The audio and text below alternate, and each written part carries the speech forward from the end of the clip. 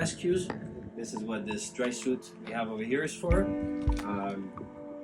We are prepared because during the winter it happens a lot that we find either sick birds, sometimes with bird flu, sometimes they hit something and they have a head trauma.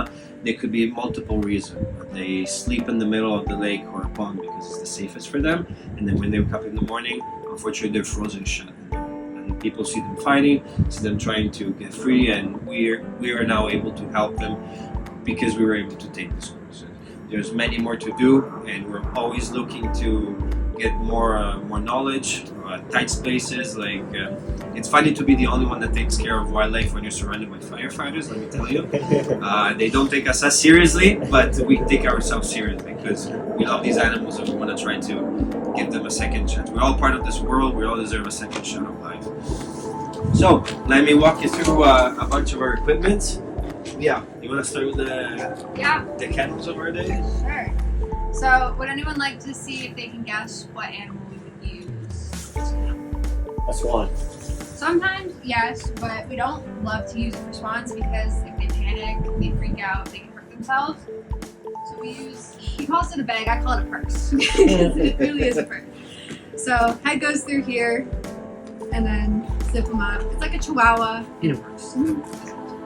But I find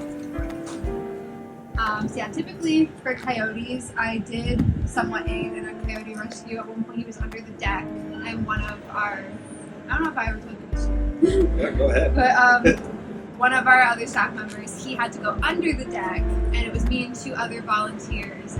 So I'm not really raised back then, so they mostly corralled him, but I was kind of the one to make sure that I was the backup. But it was very cool.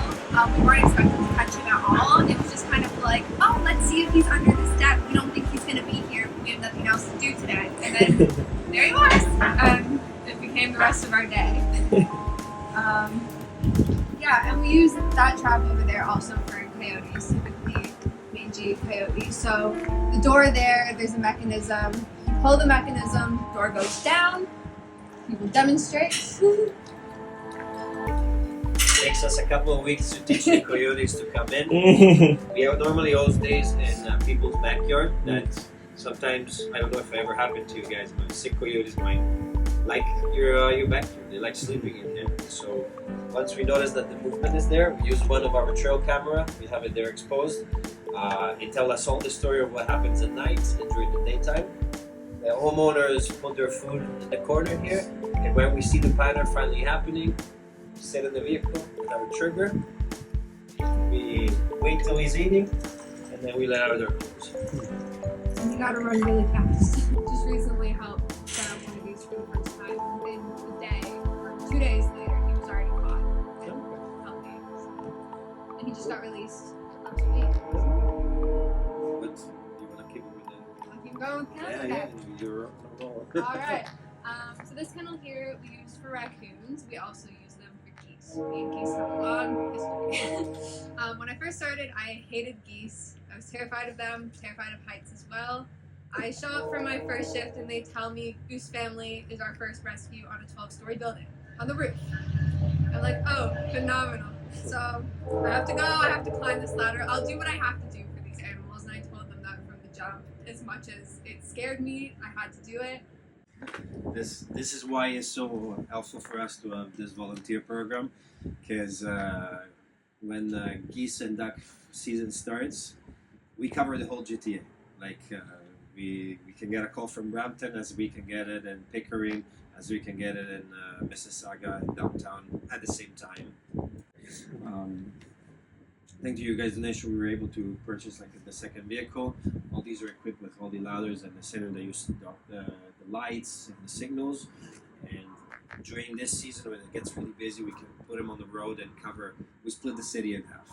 We have two staff members and one volunteer each on each vehicle. We can go around, get these goods out of the roofs because we're on a time crunch.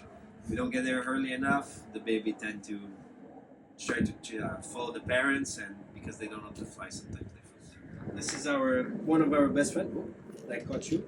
Nice. We catch a lot of things, sometimes Leah. This helps us with geese, ducks, and coyotes, foxes, raccoons.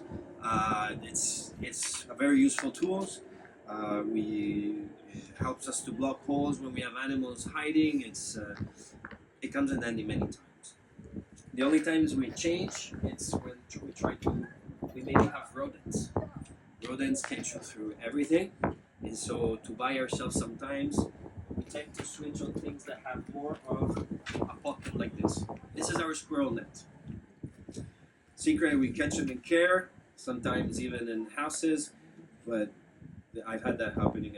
I hope you guys close your chimneys because they will find a way inside if there's a hole and they will make their nest in